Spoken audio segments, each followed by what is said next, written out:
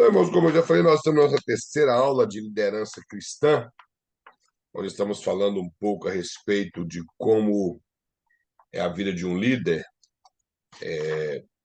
a sua chamada, o seu preparo e o seu perfil dos verdadeiros imitadores do Senhor Jesus Cristo.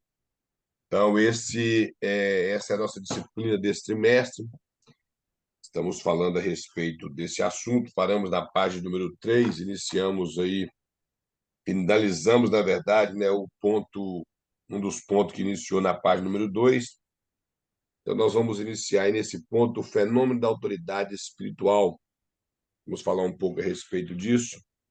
É algo bem interessante e também um pouco confuso na cabeça de alguns líderes e que acaba confundindo algumas pessoas. Nós já falamos que a liderança espiritual ou a liderança é algo constituída por Deus. As igrejas têm a sua forma, através de uma didática para organizar suas igrejas, e através dessa organização dá alguns títulos para líderes, como eu falei na aula passada e tenho falando em algumas aulas. Temos ministérios que é constituído por Deus através da palavra dele, ela nos declara isso em Efésios 4:11. Porém, como eu disse, nem toda pessoa que carrega um título de pastor, ele é em si um pastor, ele pode ser um evangelista. E nem todos aquele que carregam um título de evangelista quer dizer que ele tem um ministério de evangelista. Ele possa vir ser um mestre ou até mesmo um pastor. Ele sobressai muito bem do seu pastoreio. Então, a Assembleia de Deus, da igreja a qual eu faço parte, ela adotou o cargo de pastor e o cargo de evangelista. Os demais cargos, como apóstolo, profetas e mestre, não é adotado pela Assembleia de Deus, e por que não dizer, pelas igrejas históricas nenhuma, como a Presbiteriana, Igreja Batista, as igrejas episcopais, muito que elas trazem o título de bispo. Algumas fazem jus ao título, sendo esse título como alguém que supervisiona a obra ou pela sua maturidade, que a palavra bispo, presbítero e ancião são sinônimos dentro da Bíblia. A palavra bispo quer dizer supervisor, era alguém que liderava mais de uma igreja, ou talvez uma igreja muito grande, e o presbítero está relacionado à sua maturidade.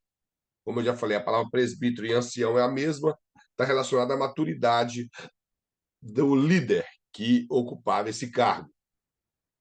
Então, as igrejas históricas, elas optam pelo cargo pastoral, algumas têm evangelista, outras não, e o presbitério e o diaconato, sendo essas pessoas talvez ocupam algum cargo de liderança da igreja e tendo o líder que é o líder local.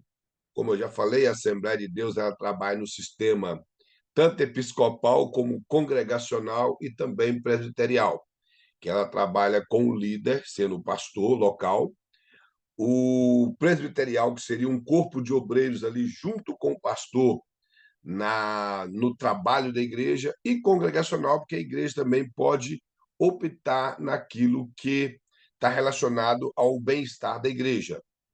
Então, a Assembleia de Deus trabalha assim. Agora, existem igrejas que têm o sistema episcopal, com a própria igreja episcopal, que ela tem um líder e ele manda e desmanda.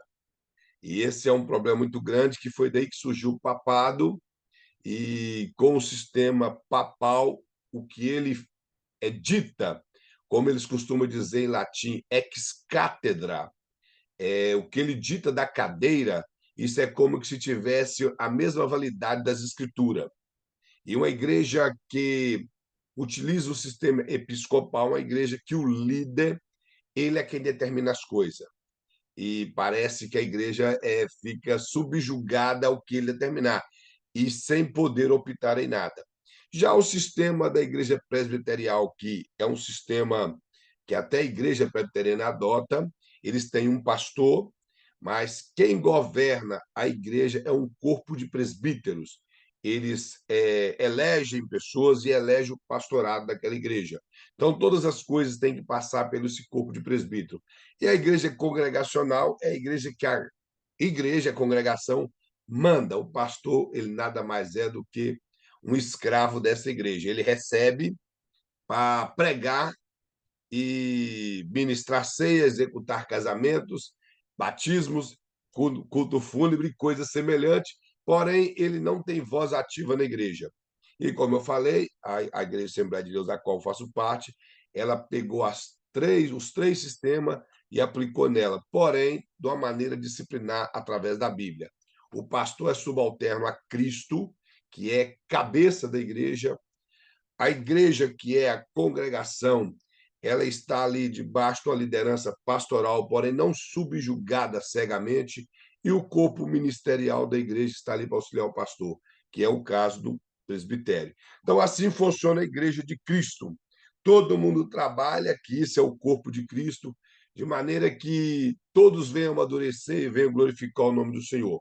Aqui no fenômeno da autoridade espiritual, o pastor coloca assim: definir a autoridade espiritual é como tentar precisar o significado de unção. Aí coloca que de forma sarcástica, de forma sarcástica, não tem como nós, com exatidão, explicar o que é unção. Essa é uma realidade. Unção é algo que nós conseguimos enxergá-la em alguém, nós conseguimos saber quando temos unção, mas às vezes é algo um pouco com dificuldade de explicar. Eu, particularmente, vejo a unção como a autoridade que o Espírito Santo que habita em nós nos concede, através da palavra de Deus. Então, unção, para mim, é isso. É a execução bíblica daquilo que o Espírito Santo nos concede. Então, eu discordo desse negócio que fulano tem unção demais porque ele pula muito, porque ele fala língua estranha demais, ou porque ele profetiza, ele revela, ele fala CPF, ele fala número de telefone, sobrenome, nome da mãe, nome do defunto. Esse trem não quer dizer que é unção. A unção verdadeira que está na vida de um cristão é aquele que anda de acordo com as escrituras. Então, ele tem unção. Isso aí é a verdadeira unção. Mas o pastor coloca aqui dessa maneira, que seria algo um pouco difícil de explicar, essa questão da autoridade espiritual, porque ela é muito abrangente. Ela é muito abrangente. Aí ele coloca no seu outro parágrafo assim: a autoridade espiritual é o testemunho de Deus sobre a autenticidade de um líder, juntamente com a convicção de que a gente deve estimar seu ministério. Então, ou seja, a autoridade espiritual, ela é algo que é visível na vida de um líder. As pessoas olham, elas têm estima por aquele líder, elas se sentem bem com ele. Elas vê algo extraordinário na vida da parte de Deus. Aí eu coloquei uma coisa que eu falei que às vezes é meio complicado, porque o pastor coloca: a autoridade espiritual é o testemunho de Deus sobre a autenticidade de um líder.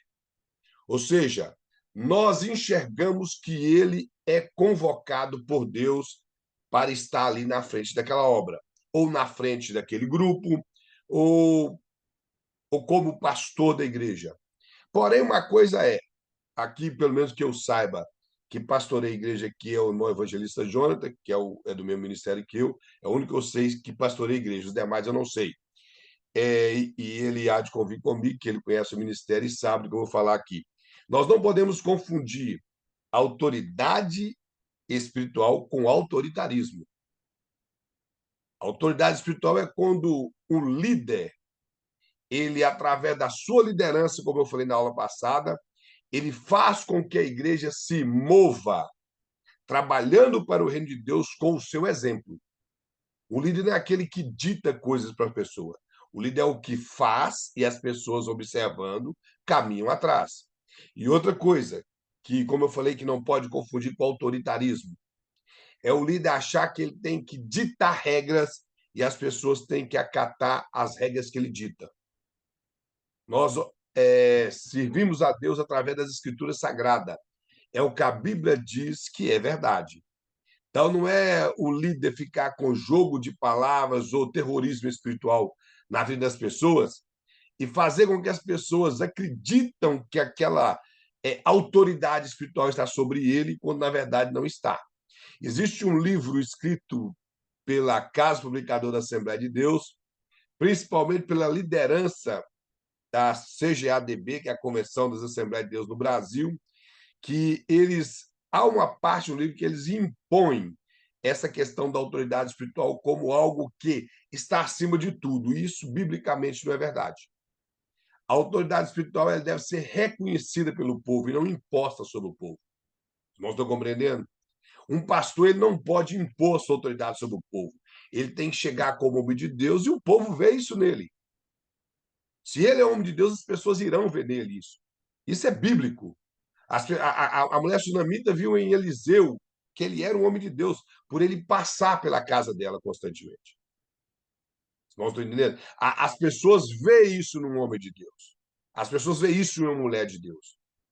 Nós não precisamos de escrever na testa, eu sou homem de Deus, sou mulher de Deus. Não precisa de holofote sobre nós. A pessoa que tem a presença do Espírito Santo, onde ele chega, ele faz a diferença. Eu acredito que com você já aconteceu de você chegar em algum lugar e a pessoa olhar e falar, você é crente, não é? A pessoa que não conhece Jesus, não é cristã, mas ele vê algo diferente de você e fala, você é crente, não é? Você é diferente. Você nem perguntou por quê, já fala, você é diferente. Você fala diferente, você age diferente. Então, como é assim na vida de um cristão, imagina na vida de um líder. O líder chega, trabalha na igreja, somente dentro da Assembleia de Deus tem esse rodízio, como nós dizemos, de trocar sempre de obreiros. Ele não precisa chegar impondo na igreja. Ele chega com a experiência de homem de Deus ou mulher de Deus, e Deus vai trabalhar e vai fazer com que as pessoas reconheçam. Agora, esse terrorismo espiritual, da frase mais citada por esses homens que gostam de fazer terrorismo, não toqueis no ungido de Deus. Tá tocando ungido, hein? Eu não sei se ungido é porque derramaram óleo nele ou se ele pensa que ele é o único ungido do mundo. Porque, biblicamente, todo o povo de Deus é ungido. Todo o povo de Deus é ungido, biblicamente. Em Êxodo, chama Israel de o sacerdócio real, a nação santa e o povo adquirido. Pedro utiliza essa passagem e diz que a igreja dos dias de hoje, da época dele, e que se estende até nós, é o sacerdócio real.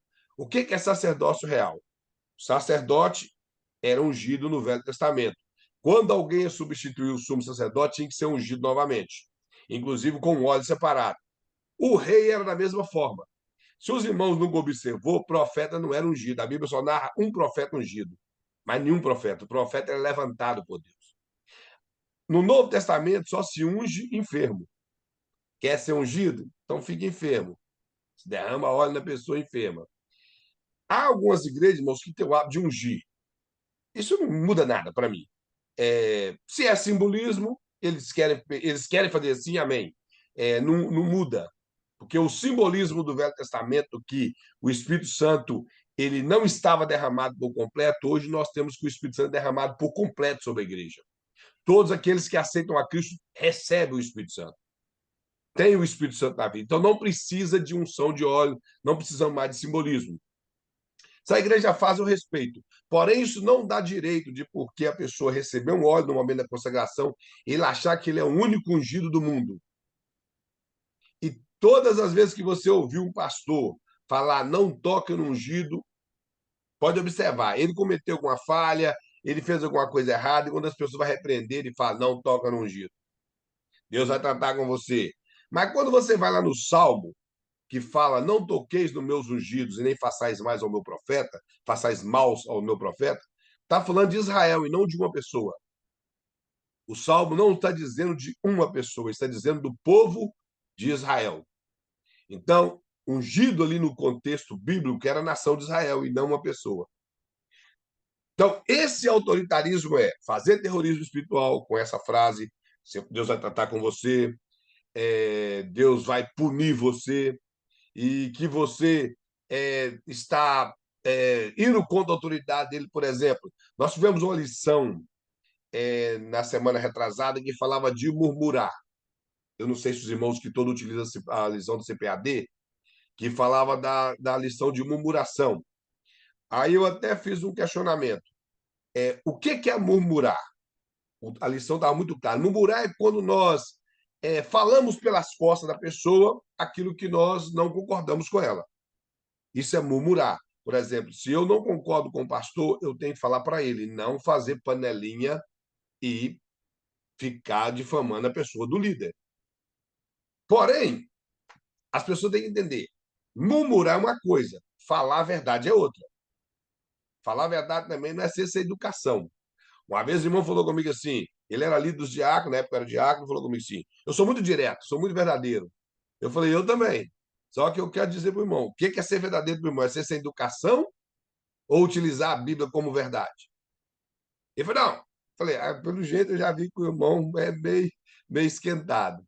Então as pessoas têm que entender: abordar um pastor, uma liderança, ou qualquer pessoa, como cristão que nós somos, salvos em Cristo, temos que abordar com sabedoria, com mansidão e, acima de tudo, abordar com sinceridade. Nunca abordar pessoas com interesse de prender essa pessoa, de fazer algo para prejudicar a liderança. Se não concordou com algo que o líder falou, por ele ser humano, ele é falho igual nós, temos que chegar e falar com ele. Ele, como homem de Deus, vai entender, vai ouvir. Eu suponho que ele, como um homem de Deus, vai entender. Se ele for um autoritarista, ele não vai entender. Já vai falar que levantou contra ele, que murmurou contra ele, que está querendo derrubar ele. Hoje em dia, as pessoas já começam a falar que está querendo tomar o ministério dele, quer tomar a igreja dele. E esse monte de frases que as pessoas inventam. Então, a autoridade espiritual não põe líder nenhum superior a ninguém.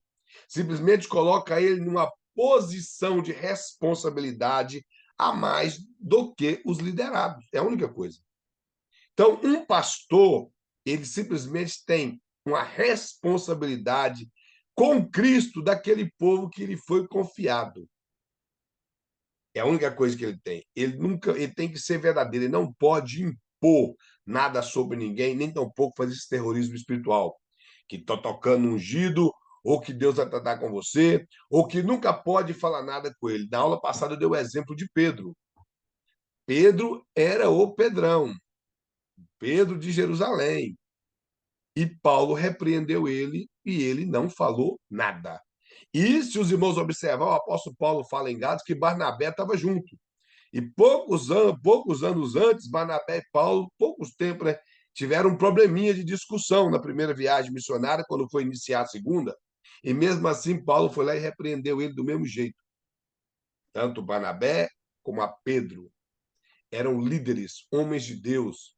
A Bíblia fala nos evangelhos que Pedro era apóstolo e fala em Atos 13 que Barnabé ele era profeta e mestre. Que inclusive, se os irmãos observar, lá fala assim que o Espírito Santo falou: apartai-me a Barnabé e a Paulo. Não foi o nome de Paulo primeiro, foi o nome de Barnabé.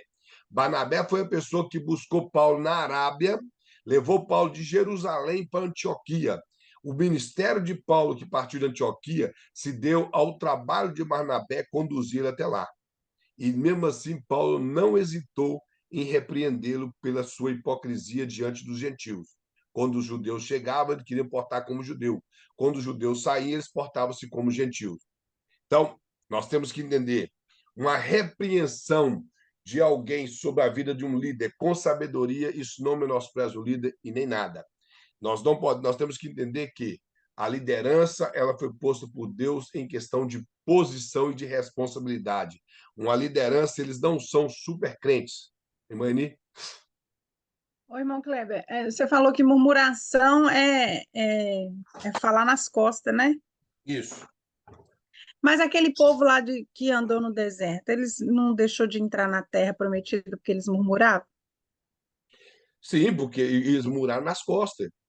Mas nas costas de quem? Eles não murmuraram que foi contra Deus, insatisfação, o tempo todo? E contra Moisés. Todas as vezes que você olha o texto, era contra Deus e Moisés. Só teve um texto que a narrativa de Moisés fala que eles murmuraram contra Deus. Mas sempre a Bíblia fala que eles murmuravam contra Moisés, aí Moisés falava: vocês estão murmurando, não é contra mim, é contra Deus. E a Bíblia fala o quê? Que Porque para todas. mim eu entendi que murmuração era insatisfação, é você reclamar o Mas a tempo todo que murmuração é você está isso. insatisfeito. A murmuração é uma insatisfação, porém no nosso interior, que a palavra murmurar quer dizer quando nós falamos baixo, resmungar. A palavra murmurar, no sentido original, quer dizer resmungar. Se resmunga baixo. E quer dizer que o texto, nós temos também de lembrar o texto. Quando se lê o texto, parece que eles gritaram no meio do povo, mas não foi. Eles foram para tendas e ali ficava aquele cochicho aqui. Não é que essa murmuração deu só em um dia. Possivelmente aqui girou talvez uma semana. Ia na tenda de um, ia na tenda de outro. É o que acontece hoje. Vai na casa de um, vai na casa de outro, vai, fala mal do pastor, fala mal da irmã de oração. Fala Murmurar mal... ali, Hã? murmurar ali traduzindo com o nosso dia de hoje seria um maldizente, por exemplo. Isso, é uma panelinha feita, porque a panelinha que nós conhecemos sempre tem murmurações na escondida. Quando aquilo chega no ouvido do pastor, não aparece o líder da panela.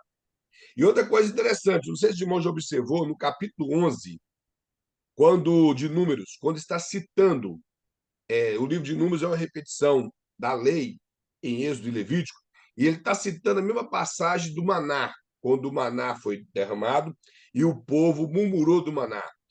O interessante, eu não sei se o irmão já observou, isso que o versículo 4 do capítulo 11, na Bíblia de tradução atualizada, traz a palavra assim, ó. E o populacho que estava no meio deles, a ter grande desejo das comidas dos egípcios, pelo que os filhos de Israel tornaram a chorar também e disseram: quem nos dera carne? Quem nos dará carne a comer? Não sei se os irmãos já observou essa palavra populacho. Os irmãos, alguém que sabe o que é populacho? Nunca ouviram? Populacho quer dizer mistura. Dá a entender qual era uma mistura de algum judeu, um hebreu, naquela época não era judeu, que se misturou com algum egípcio, ou foi alguns egípcios que acompanharam. Eu particularmente, opto pela opção, para a tendência de que alguns egípcios acompanharam o povo de Israel na saída deles do Egito.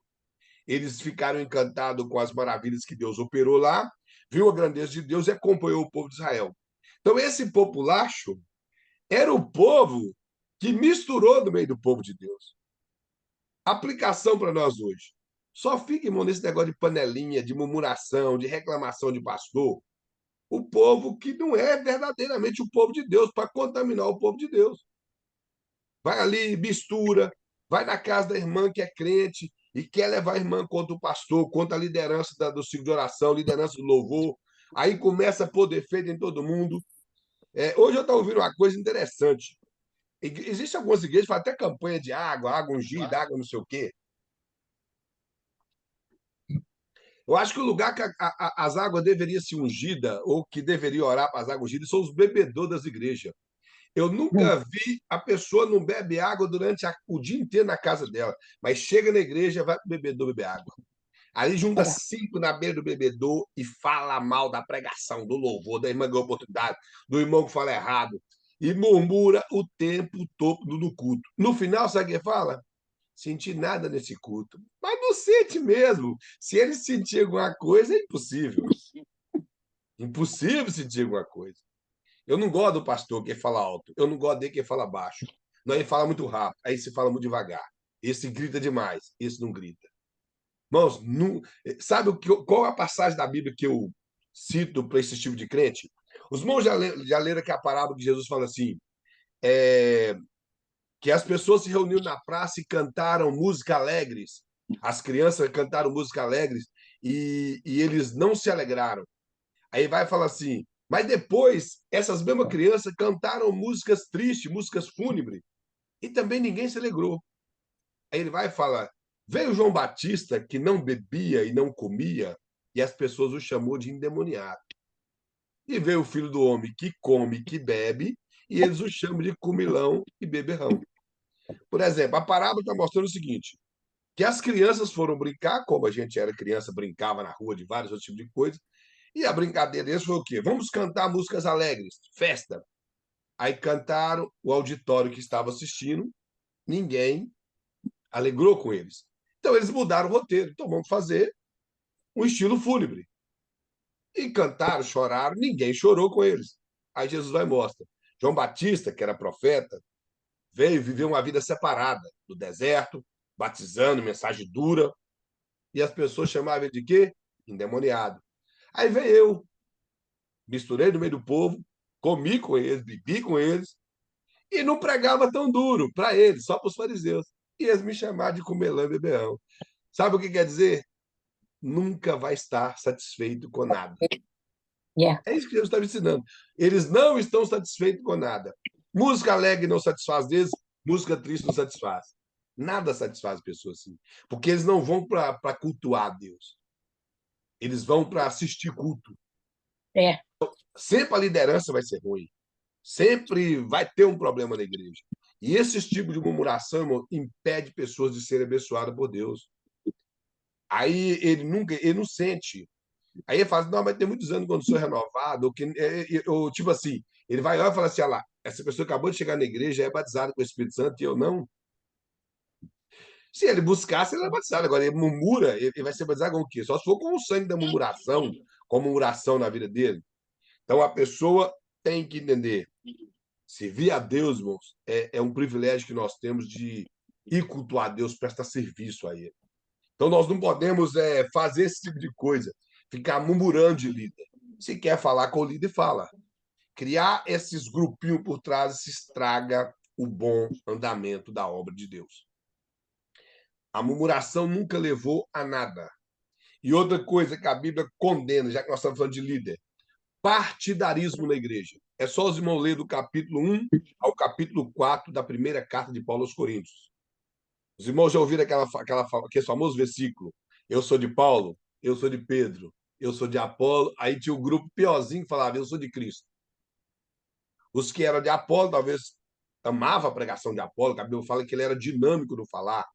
Alguém que era grego, possivelmente muito adepto à filosofia, falava bem, talvez tinha uma dinâmica extraordinária no seu falar, de aumentar a voz, diminuir a voz, e sendo um bom, a Bíblia fala que ele era poderoso nas Escrituras. Então mostra que ele tinha uma interpretação muito correta das Escrituras. Tinha Pedro, que era bem conservador, talvez pregava de uma forma mais agitada, presente no Pentecoste, queria que todo mundo falasse em mistério. E tinha Paulo, que doutrinava. Aí tinha aquele grupo que fala, nós somos de Cristo, nós temos uma conexão direta. Nós não obedecemos a líder, não obedecemos a ninguém. Nosso negócio é com Cristo. Partidarismo, o apóstolo Paulo vai chamar isso de quê? Meninos. Meninos na fé, por não saber entender que quem dá o crescimento é Deus. Obreiros são para trabalhar na obra de Cristo. Liderança é constituída por Deus para trabalhar na obra do Senhor. E não para ser ovacionada, para ser. Eu não estou dizendo que não se possa elogiar um bom líder, a esposa do líder, o líder do ciclo de oração, o líder dos jovens. O que eu estou dizendo é que não deve ser ovacionado. Cristo é que deve ser glorificado na igreja. Nós trabalhamos para o reino de Cristo. Todos nós somos mordomos de Cristo na terra, nada mais do que isso. E quando Deus olha do céu para a terra, todos nós somos servos. Indiferente do título que carregamos, somos servos do Senhor. Deus não olha para mim e vê o evangelista Kleber, para o nosso irmão evangelista Jonathan e vê o evangelista Jonathan. Vê servo e servo Jonathan. Servo Kleber e servo Jonathan. Todos nós somos servos. Os irmãos estão compreendendo? Então, temos um título e uma responsabilidade. Nada mais do que isso. Aí o pastor coloca algo aqui embaixo, onde ele fala assim, logo após essa referência que está Lucas 39, 35, que fala assim, ó, alguma vez teve a experiência de encontrar-se com um líder cristão, seja no estudo da Bíblia ou na igreja, e de repente ter a convicção de que deve escutar a este homem como aprovado por Deus e fazer o que ele diga? Você pode não ter certeza do porquê se sente dessa forma, mas sabe que é uma confirmação de Deus. Isso aqui o pastor está complementando a relação do que é unção, que nós não sabemos explicar, mas sabemos detectar quando uma pessoa tem. E eu completo, quando nós temos unção, ou quando até perdemos a unção. Porque é triste quando uma pessoa que perdeu a unção, ele tenta jogar com as suas próprias forças. Que tem pessoa que é assim. Isso foi o caso de Saul. Ele sabia que ele perdeu a unção e ele jogou com as próprias forças. Outros que entristece muito é que ele custa entender que ele perdeu, que foi o caso de Sansão. A Bíblia fala que ele brincou tanto que quando ele abriu o seu coração para Dalila, que ela não, na verdade foi um soldado, que cortou o cabelo dele, que ela gritou, os filisteus vêm, diz a Bíblia que ele fala assim, e ele disse que seria como das outras vezes. Porém, ele não sabia que o Espírito de Deus já se havia retirado dele. Para mim, é uma das frases mais tristes da Bíblia. E ele só foi reconhecer depois de cego, amarrado, servindo como chacota, a hora que ele resolveu pedir a Deus força para se vingar dos seus inimigos. Então, nós temos que observar isso, para que nós não venhamos a perder isso. E o exemplo para que nós não venhamos a perder isso em nossas vidas é o Salmo 51, ditado por Davi, que ele diz o quê? Não retira de mim o seu Espírito Santo. E torna a dar-me a alegria da salvação. E, infelizmente, irmãos, quando a pessoa chega ao ponto de viver como Sansão, ou ao ponto de viver como Saul, empurrando as coisas, tentando forçar um ministério, e os irmãos podem observar, toda pessoa que perde essa unção e tenta forçar um ministério, aquela igreja é dele. Porque eu não sei se os irmãos já observou, uma vez alguém me perguntou assim, por que Deus perdoou Davi e não perdoou Saul? Sendo que o que Davi fez foi pior do que Saul. Na verdade, as consequências piores, mas pecado é pecado. As consequências de Davi foi pior porque ele prejudicou pessoas. Saul não. Só que Saul pecou contra a autoridade divina. Saul quebrou várias vezes uma ordem divina. Davi pecou contra pessoas. Justifica? Claro que não. Só que o que me faz entender que por que Deus não perdoou Saul é porque Saul não preocupava com perdão. Ele preocupou com o trono. Lê a Bíblia, irmãos, no livro de Samuel e vê qual foi o dia que Saul preocupou em consultar a Deus para que Deus perdoasse ele. Ele, toda vez que ele queria uma consulta, para que Deus confirmasse o reinado dele. E o Salmo 51 mostra Davi fazendo o quê? Torna a dar-me alegria da salvação. Não retire de mim o seu espírito. Renova em mim um espírito reto. Davi sabia que a presença do Espírito Santo, naquele período dele, que era como que conta-gota, somente 3 classes de pessoas tinham o Espírito Santo, era muito importante. Bem mais importante do que trono, do que filhos, do que glória. A presença do Espírito Santo era bem mais do que isso. E Davi sabia disso. Por isso ele preocupou. Para Saul, o trono era o mais importante. Então, quando nós perdemos a unção e ficamos ali com o suposto ministério, é tudo que nos resta. Aquilo ali é o nosso pedestal, aquilo que vai fazer com que o nosso nome, como hoje em dia eu vejo as profecias que me doece a cabeça, que vai fazer meu nome ser soprado. Hoje em dia todo mundo está entregando profecia. Deus vai soprar seu nome. Vai soprar. Pelo amor de Deus, eu fico até doente com essas histórias, que Deus vai soprar seu nome. Parece que é a pessoa que quer aparecer, a pessoa que tem que estar na frente. Como eu já disse, é o grande homem de Deus, não é nem o Deus não é nem o grande Deus do homem, né? É o grande homem de Deus, é o homem que está na frente, é o homem que faz. Liderança não é isso, irmãos. E aqui o pastor mostra uma coisa interessante, que devido a essa questão de nós entendermos que há uma unção na vida de uma pessoa, quando ele relata esse trecho aqui, que às vezes você vê isso em alguém. Você está perto de uma pessoa e você ele pregando, ele ensinando, você sente bem, você ouve Deus falar. Você sente a presença de Deus através do ensinamento dele. E você toma aquilo para a sua vida, por quê? Porque há uma confirmação de Deus que Deus está usando aquela pessoa. Isso eu estou dizendo através de uma pregação, que seja através de um dom espiritual. Você sente que realmente ele tem a unção de Deus na vida. Não tem como explicar. Às vezes a pessoa vai falar assim, explica para mim como que você sabe que é Deus. E nós, às vezes, não temos explicação, irmão. Por exemplo, quando você chega na igreja e fala assim, irmão, Deus falou comigo hoje. Tem vezes que Deus fala nítido ao seu coração, mas tem vezes que você percebe, talvez a pessoa fala assim, mas como que é isso? Eu creio que todos aqui, Deus já falou com você. Aí alguém te pergunta como que é isso. Não sabe explicar. A pessoa tem que viver aquilo.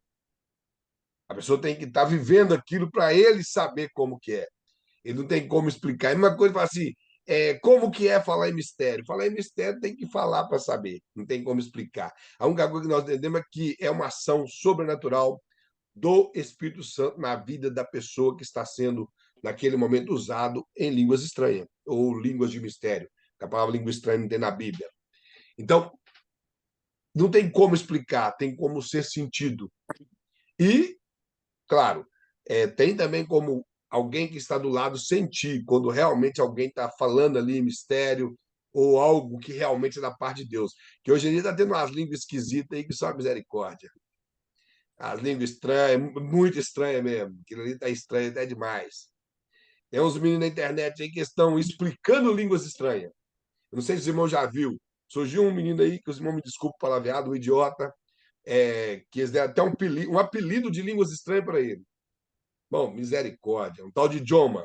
Aí um dia ele falou que ele ia explicar o que era Joma, entrou uma mulher toda embananada e foi explicar o que era Joma. Já que a Joma é quando o espírito do Joma, eu conheço na Bíblia o espírito de Deus, pega ele. Aí entrou um outro que falou que ele ia explicar o que era prominência, que segundo ele é uma língua estranha também. E dali Ó, as idiotices. Peão Danun que está falando em japonês. Esse dia para trás apareceu um falando que na cabeça dele estava querendo dizer que a pessoa ia vir para os Estados Unidos. Ele falou: prepare-se, porque o The King, The of the Power está aberto para você. Está na internet, mano, não estou brincando, não. Eu não estou brincando, você não pode pesquisar. Eu não sei o que quer dizer com The King, The of the Power, é, sei lá, o rei do poder, não sei. Deve ser brincadeira, né? Não, isso não pode Não, ser ele estava sério, falando não. sério, ele estava falando sério. E eu não sei se o irmão que conhece o pastor Elcio de Assis, que é um homem muito sério, e o Elcio de Assis estava com a mão assim para trás e ele não conseguiu disfarçar com o seu rosto que ele estava insatisfeito com aquilo. E num congresso grande, não é uma igrejinha ali de porta de boteco, não, mano. Estou falando de igreja séria. E por vergonha nossa, esse trem acontece dentro da Assembleia de Deus. Que, infelizmente, tem um neopentecostalismo e tem alguns pastores da Assembleia de Deus fazendo essas besterol hoje. Então, a gente vê a unção de Deus na vida do líder, sim, mas hoje em dia está tendo muita palhaçada. Eu sempre digo, não é porque tem esses idiotas, que ficam brincando com as coisas de Deus, nós vamos deixar de acreditar nas coisas de Deus. Existem algumas pessoas que andam programando curas, expulsão de demônios e esse tipo de coisa. Só um momento, Noel. Tem, mas não é porque tem os charlatões que nós vamos deixar de acreditar no real poder de Deus. Existe mistério, sim, do Espírito Santo na igreja, existem pessoas que falam mistério direcionado por Deus, existe revelação de Deus, existe profecia, curas e expulsão de demônio verdadeira. Nós não podemos perder a nossa fé por causa dessas pessoas que andam brincando. Manuel, Tá difícil. Pastor, essa questão que eles falam de quando tá pregando, você vai chegar lá, você vai vencer. Geralmente eles não anelam isso com a vinda de Jesus ou a casa celestial que nós está sendo preparado. A maioria das vezes, a interpretação de você vai chegar lá, de você vai conseguir, de Deus vai soprar seu nome, é o microfone e o púlpito. sim. Que a pessoa vai chegar e alcançar. Na Bíblia não fala que você vai, se você servir bem na igreja, você vai chegar. Não, você não chegou ainda, mas você vai chegar. A Bíblia não promete você microfone, status, seu nome explodido no Facebook ou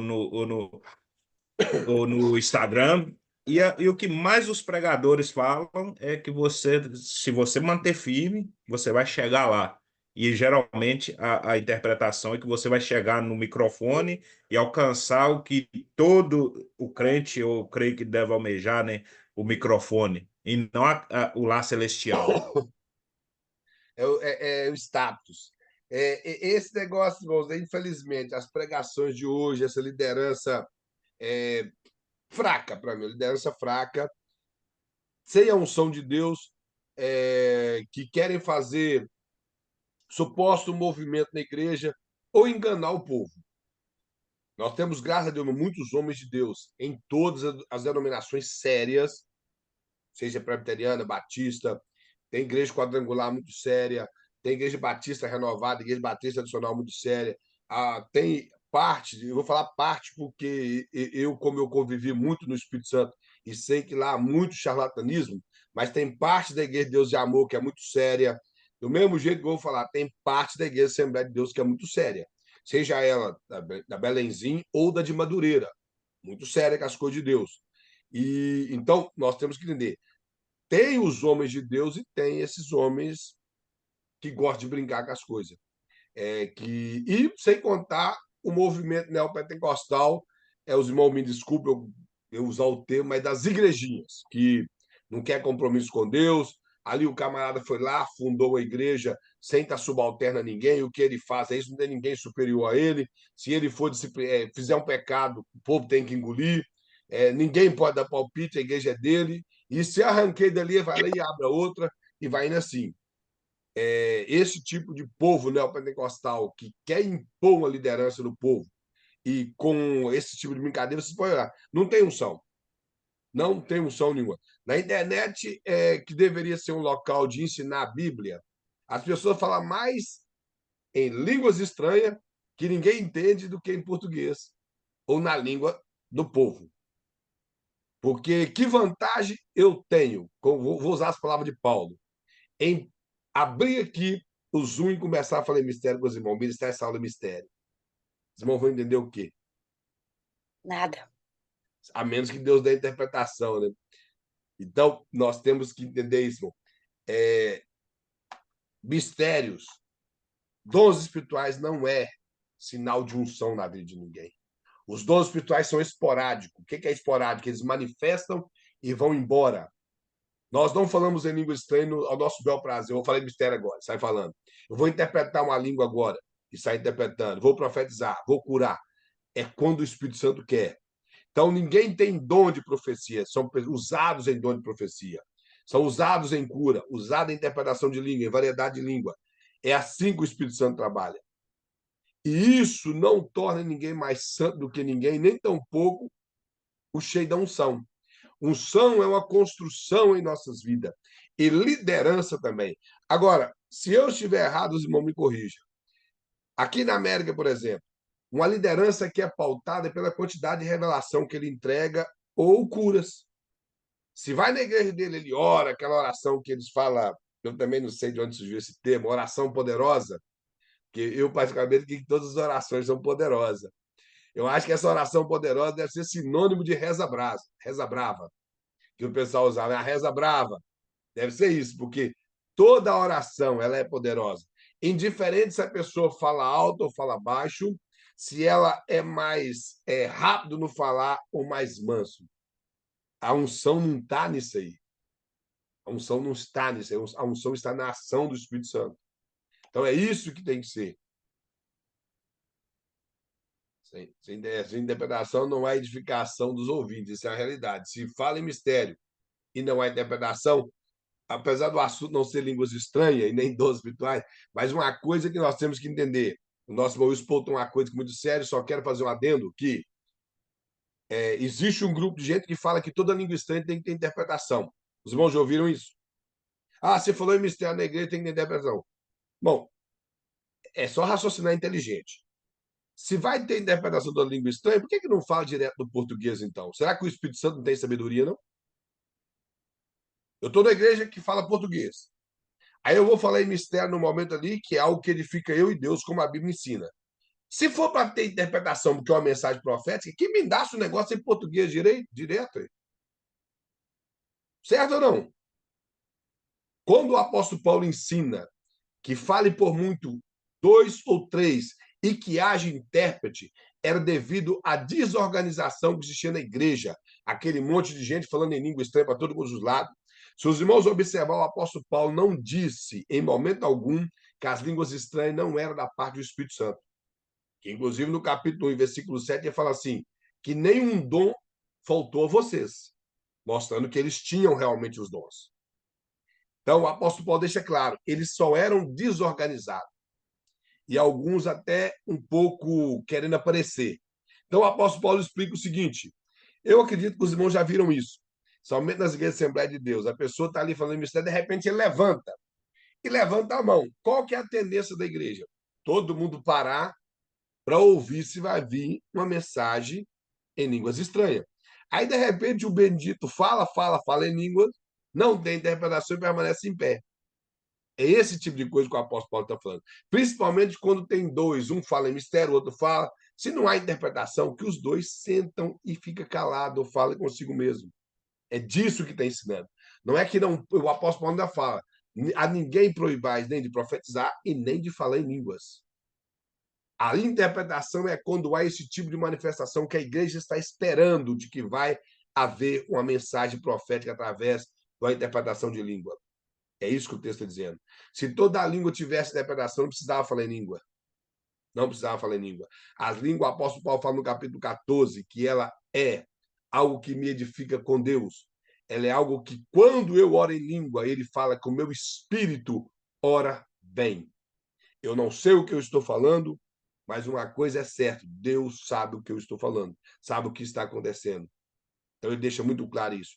Línguas estranhas servem para isso: glorificar o nome do Senhor, orar em espírito a Deus. Isso é proibido alguém estar pregando e falar em mistério? Claro que não. Isso aí a Assembleia de Deus nunca proibiu. Pode pregar, se ele fala muita língua, não importa, se ele não fala, isso não tem problema. Mas línguas estranhas, se ela é para a edificação da igreja, sempre vai haver interpretação. Sempre vai haver. Se não houver, que a pessoa fale com ele mesmo. Lembrando que, voltando ao ponto que eu falei, línguas estranhas não classifica ninguém como homem ou mulher de Deus. É muito santo porque fala em mistério. Não. A santidade dele ou dela é quando eles estão sozinhos. É muito fácil eu ser santo na igreja. Eu tenho que ser santo no meu trabalho, na rua, na minha casa, principalmente. Também eu convivo com meus filhos, eu convivo com a minha esposa. Aí eu vejo se eu sou santo. Se os irmãos observar, toda vez que Jesus fazia alguma coisa, ele mandava a pessoa ir para a casa dele. Porque na casa nossa, nós somos o que somos. Na rua tem como eu disfarçar de bom marido. E em casa, a minha esposa me conhece. Aí, se ele é casado com uma esposa daquela corajosa, que quando ele está na igreja pregando, aí ele fala hipocrisia pura. Aí a casa dele cai. É igual um dia eu estava ouvindo o pastor pregando e falando que os maridos têm que ajudar a esposa a lavar vasilha. Ela levantou e falou assim: tem como, se você não me ajuda? Ela, quando adoecia, ele não ajudava e estava impondo sobre os demais irmãos da igreja que tinha que ajudar a lavar vasilha. Então, essa aí foi corajosa. Tem aquelas que ficam caladinhas, mas tem aquelas corajosas que viram e falam: não, isso aí é conversa fiada, ele não faz nada disso aí. Então, isso é que mostra o que realmente nós somos. Mas eu sempre costumo dizer: quer ver como que é uma vida cheia do Espírito Santo? Efésios capítulo 5, versículo 18 para baixo. 18, 19, 20, 21, 22, 23, 24, 25. Lá fala assim: não embriagueis com o vinho que a contenda, mas enchei-vos do Espírito Santo. Aí vai e fala: e que vocês entre vós há línguas, há cânticos espirituais, há salmo, ou seja, há cântico bíblico, há cântico espiritual. Eu, particularmente, interpreto cântico espiritual como cântico em línguas estranhas. Porém, esse cântico em línguas estranhas, ele não é um ritmo tirado daqui. A pessoa está lá cantando, Jesus sim vem do céu em glória, vem, e começa a falar em mistérios. Para mim, não é cântico espiritual, não. Isso ali ele errou a letra e colocou um terra no meio e saiu seguindo aquilo ali. Cântico espiritual é aquela canção que você não sabe o que você está cantando, você nunca cantou, você nunca vai cantar de novo, você nunca vai lembrar mais o ritmo e nem nada. O Espírito Santo te tomou, você cantou em mistério e acabou. Talvez seria uma mensagem para alguém ou não, apenas uma adoração a Deus. Isso é cântico espiritual. Revelação, interpretação. Aí ele fala uma parte que é a mais difícil, sujeitando uns aos outros. O cheio do Espírito Santo sujeita um ao outro. Mas eu sou evangelista, eu não tenho que sujeitar o irmão porque ele é mesmo, não. Eu sou cheio do Espírito Santo, eu sujeito a qualquer um na igreja. Aí depois vem a parte mais bela. E os maridos, amai as vossas mulheres. E mulheres, ali a palavra respeitar, no grego daria honrar. Que é verdade que o marido quer honra. E honrar é o mesmo que respeitar. Só que a pessoa pega respeito como ser subjugada. Isso não está na Bíblia. Honrar o marido. Aí fala que os filhos devem obedecer aos pais, e o apóstolo Paulo é muito claro, porque isso convém. E acabou. Aí está lá o menino cheio do poder de Deus, mas em casa só a misericórdia. Só a misericórdia. Adolescente, pré-adolescente, está lá falando de mistério, mas em casa não respeita a pai. Não é poder de Deus. E lá fala respeitar os pais. Aí mais embaixo, a palavra pai ali é diferente. Inclusive, quer ver? Existem duas palavras, né, no texto ali de Efésios, que é até interessante.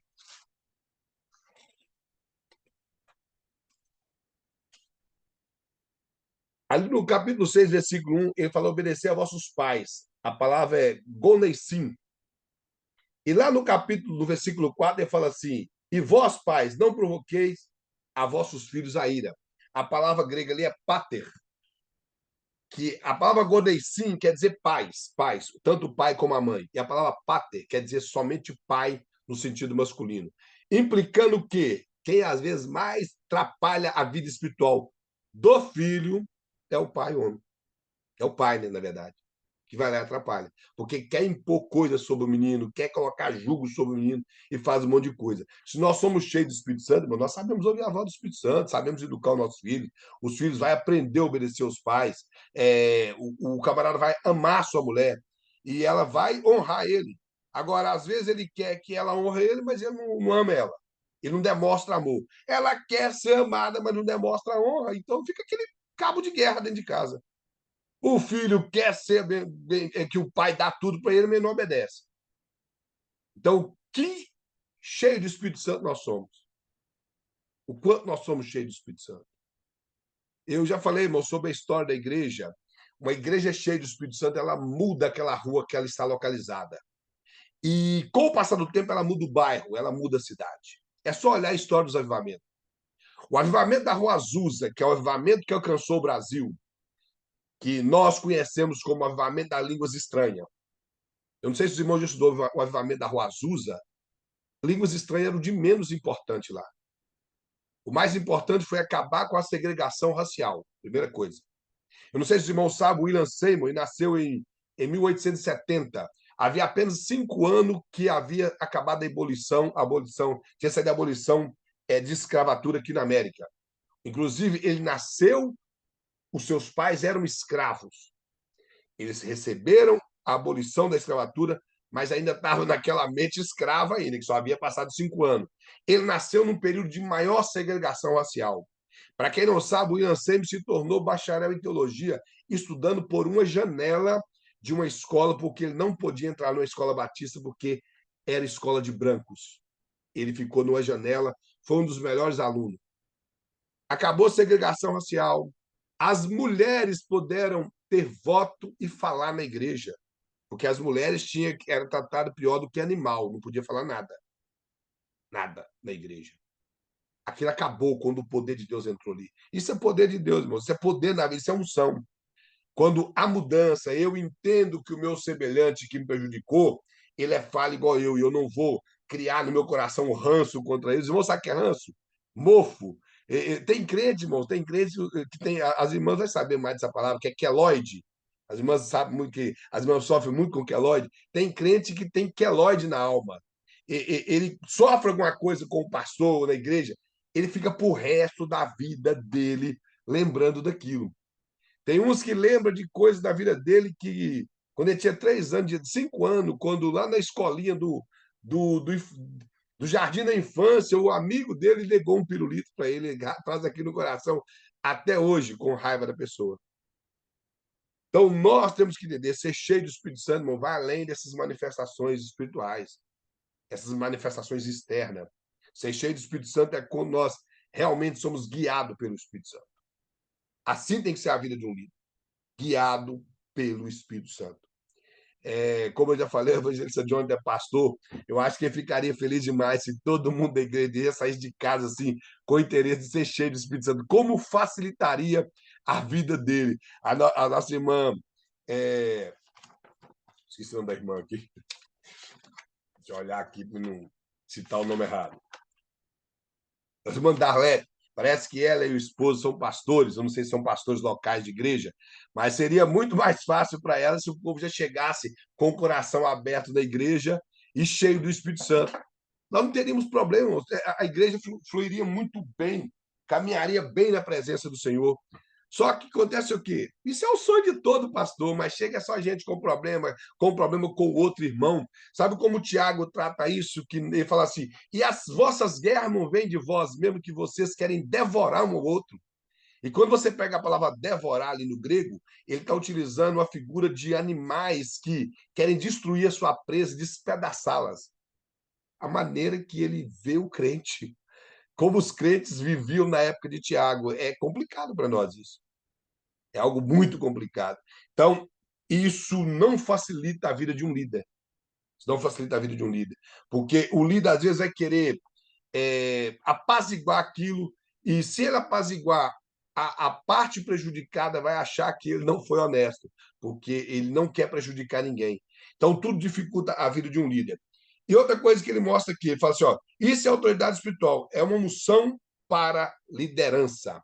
Como eu já disse, uma pessoa que ele é líder na igreja e ele tem essa unção, Deus capacita ele para ele conseguir organizar a igreja e resolver os problemas que a igreja que surge na igreja da maneira mais tranquila e fazendo com que o povo que está sendo liderado entenda que foi a melhor coisa para a igreja. Eu sei que às vezes nós, por exemplo, às vezes acontece algo que alguém me prejudica, isso chega ao conhecimento do pastor, até mesmo pela minha pessoa, a nossa tendência, às vezes, é de querer que há uma punição naquela pessoa que nos prejudicou. Mas a tendência de um líder não é ficar punindo ninguém. É liderar, é fazer com que aquilo funcione, fazer com que aquilo dê certo. Esse é o trabalho de um líder. Aí o pastor coloca mais assim, ó, é o produto da divina unção que transcende todas essas coisas. Ou seja, essa autoridade espiritual, irmãos, para poder liderar, ela está acima do nosso conhecimento. É algo que só a pessoa que está vivendo, que está ali sentindo isso de Deus, ele às vezes ele não consegue expressar, mas ele consegue demonstrar para as pessoas que Deus é Deus na vida dele, que a liderança dele vem de Deus. Então é algo que transcende, é algo que ultrapassa qualquer coisa, qualquer tipo de problema, qualquer coisa que tenta garrar o bom andamento da igreja. O único problema que às vezes eu tenho com esses supostas pessoas que falam que não são, é que tudo eles falam que Deus está mandando. Os irmãos já ouviram isso? Eu não estou dizendo que Deus não manda, mas quando o pastor ele sabe que Deus mandou, ele chega e apresenta. Se Deus mandou, irmão, toda a igreja aceita. Toda a igreja aceita. Pelo menos os espirituais vão aceitar. Quando ele chega e coloca ali uma visão da parte de Deus. Deus mostrou isso. Hoje em dia, muita gente levantando e querendo ofuscar o pastor. Eu já vi igreja que, as irmãs aqui me desculpam, mas existiam as profetisas da igreja, que elas até davam o nome errado, as profetas. Aí elas chegavam para o pastor e falaram, Deus me deu uma visão que a igreja tem que ser assim, assim, assado. Bom, isso não existe.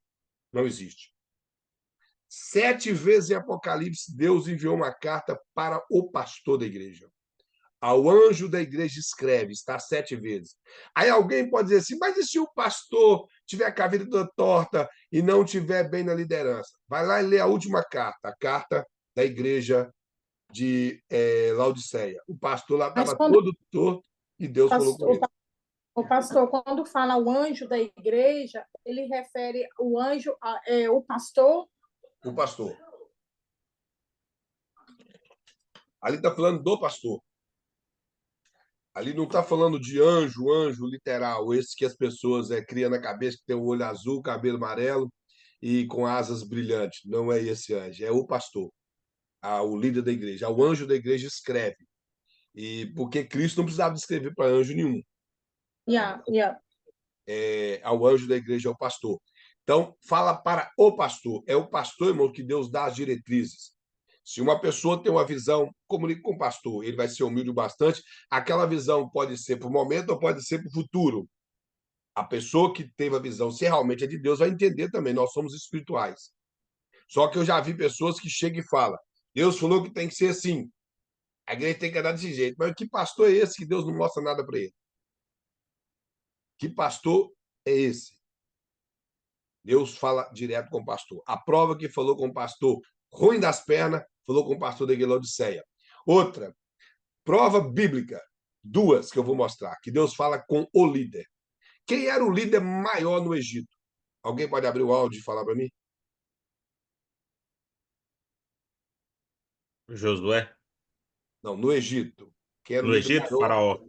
Faraó. Quem era o líder maior na Babilônia? Nabucodonosor. Nabucodonosor. Perfeito. Quando Deus falou que ia ter 7 anos de fartura e 7 anos de fome, para quem que ele deu o sonho? O rei.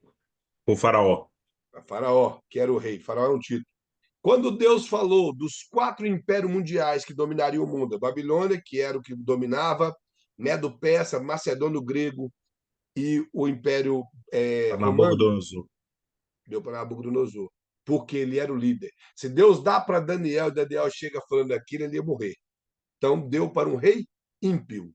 Rei Nabucodonosor, eu acredito na conversão dele no capítulo 4, quando ele come mato, eu acredito que depois ele converteu. Mas no capítulo 2, que é o sonho da estátua, ele ainda era ímpio. Prova disso é que ele teve o sonho da estátua, e já no capítulo 3 ele construiu uma estátua igual do sonho dele, para ser adorada. Possivelmente com a cara dele, para ser adorada. Então, é só para os irmãos observar. Deus fala com o líder. O líder. Não estou dizendo que outras pessoas não tenham visões para o benefício do reino de Deus, mas Deus fala para o líder. Só que o líder, ele não pode ficar com esse negócio de que Deus está me mandando isso, Deus está me mandando aquilo. Às vezes é algo da mente dele e ele fala que Deus está mandando. Por exemplo, eu conheci um pastor que ele amava, ou ama até hoje, consagrar os outros. Se uma pessoa na igreja falou em mistério, olho nele. Ah, mete óleo nesse aí que esse é para ser diácono. Uma irmã, ele chegou até a inventar cargo na igreja. Ele inventou cargo de copastora, porque cansaria a mulher dele. Aí tinha que ter uma copastora para descansar a mulher dele. Irmãos, primeiro, na Bíblia não há descanso para o obreiro. Os irmãos sabiam disso? Que na Bíblia não há descanso para o obreiro? Uma vez o irmão falou na igreja assim, que ele não ia na igreja porque a Bíblia fala que nós temos que ter um dia de descanso, porque Deus deu sábado para os judeus. E ele era evangelista. Então Deus deu sábado para os judeus, tinha que ter descanso. Só que Jesus fala assim para os fariseus. Quando os fariseus falou para Jesus assim: aos seus discípulos colhe espiga no dia de sábado. Aí Jesus falou: hipócritas, vocês nunca leram que no dia de sábado os vossos sacerdotes fazem sacrifício? Quem que eram os sacerdotes? Os líderes espirituais. Simbolizando hoje, não que nós seguimos a linha sacerdotal, que essa linha não existe. Nós somos ministros do evangelho. Para o ministro, o pastor, o corpo de obreiro, não tem descanso. Todos os dias é dia de obra. Então, não tem descanso. E mulher de pastor não tem descanso. Uma mulher de pastor sofre mais do que pastor, às vezes. Não tem descanso. Essa é a realidade. É claro que eu não concordo que mulher de pastor é nora de Deus, nem tampouco filho de pastor é neto de Deus. Filho de pastor é filho de qualquer filho de outra pessoa, e mulher de pastor é mulher normal, igual mulher, qualquer outra mulher na igreja. Eu não concordo com essas cobranças. Se eu ver, eu compro a briga. Cobrar da mulher do pastor mais do que a mulher do presbítero, do que a mulher do irmão da porta. Para mim, todas as duas ou as três têm que servir a Deus de verdade. Não é porque é a mulher do pastor que tem que ser mais santa, não. Conversa estranha é essa, irmão. Não existe isso. Ô, pastor, e também hoje em dia é assim também. Eu vejo muito, aqui, eu moro aqui há 17 anos, eu vejo muito aqui também assim, o pastor, ele é pastor, ele é consagrado a pastor, e aí a esposa dele, com o tempo, é pastora também. Você olha nítido, você vê que ela não tem... Senhor? Não, isso ocorre muito, eu disse. Isso ocorre muito aqui. que acaba que a mulher, só porque é esposa do pastor, se torna pastora, sem ser ativa na obra que a irmã está falando. Ela acaba levando o título de pastora sem ser uma pessoa que está ativa, que faz as coisas na obra de Deus. Então, é E complicado. a gente vê assim, que ela não tem. Você vê que não tem chamado para. Você vê que aí é pastor, é pastora. Se ele é pastor, a esposa é pastora. Gente, o que tem a ver ela ser uma pessoa normal, sem ser título? Você vê que ela não tem chamado para pastora, e aqui é muito disso, é pastor, aí a esposa também é pastora. Não é, deixa ela ser missionária, ou ser uma. Para quê? Ou deixa ela ser só a irmã lá que quer corar com todo mundo. Aí frustra, eu vejo muito isso aqui. E essa é verdade. Aí eu, E tem umas que, às vezes, por ser imposto sobre elas, acabam entrando em um campo que não lhe cabe e acaba sofrendo muita crítica, como eu conheço algumas, e não aguenta e acaba até parando na caminhada, como eu já vi. E realmente, o Wilson falou uma coisa certa, o chamado é individual. A esposa de um pastor indiferente da igreja que concorda ou não com o ministério pastoral feminino, ela faz parte da família pastoral. A esposa do pastor, a filha, os filhos do pastor são da família pastoral. Isso indiferente de qualquer denominação que aceite ou não o título de pastora ou não, ela faz parte do ministério do pastor, mas o ministério individual. Quem vai prestar conta para Deus das almas daquelas pessoas que forem entregues ao cuidado do pastor é o pastor, não a esposa dele. Ele é o líder que vai ter que dar conta disso. A irmã colocou uma coisa muito interessante que realmente, eu estou falando que eu conheço aqui, irmão, muitas mulheres que tiveram um tipo de pastor aqui e elas ficaram sobrecarregadas pelo fato de tentar arcar com aquele compromisso. E ficaram sobrecarregadas e viram que o peso, que realmente servir a Cristo já não é fácil. E com cargo, com muitos olhos em cima, se torna pior. A mulher do pastor sem título já é muito apedrejada, muito visada. Imagina com título. Já é visada demais a mulher do pastor. Esses dias para trás, eu estava na casa, não vou falar. Aí, de repente, duas irmãs virou e falou assim: eu gostaria de ser igual a irmã fulana, fico o dia inteiro em casa, eu teria mais tempo para mim, porque a irmã é esposa do pastor. Aí eu falei assim, isso seria fácil, é só a irmã cantar igual ela, a irmã pregar igual ela, a irmã orar igual ela. De repente, o seu marido vira pastor, são separados do ministério, você e ele. Agora, você não prega, você não canta, vocês duas não fazem nada na igreja.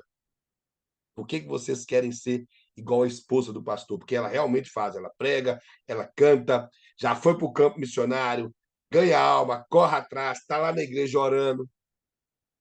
Falei, vocês querem ter a vida de, como seria a palavra, não trabalhar secularmente, para quê? Para ficar em casa ou ir para o shopping? Para orar, buscar alma ou para ir para o shopping? Você manda compreendendo? Então, infelizmente, eu tive que entrar no meio, porque a esposa do pastor ficou sem reação e o pastor ficou sem graça. Sorte desse que eu estava lá, porque eu realmente eu sou meio afiado nesses problemas aí, eu falo mesmo. Eu sou bom nisso aí. Eu não tenho isso aí, eu não sei se é errado, o que é, mas não tem papo na língua quando eu vejo esse tipo de injustiça, não. Cheguei e já falei. Aí, o marido da irmã depois falou comigo: gostei do que você fez. Eu tinha que corrigir ela mesmo, que ela estava falando que não devia. Ela queria chegar num lugar que não era agradável. Eu não sei se elas queria criticar realmente a mulher do pastor, mas ela realmente é uma grande mulher de Deus, a mulher do pastor. Uma mulher que Deus usa muito. Então, é, e outra coisa, não é porque está sem trabalhar, não, porque tem mulher de pastor que trabalha e Deus usa do mesmo jeito. Aqui na América, aqui, irmão, pode contar as mulheres que não trabalham.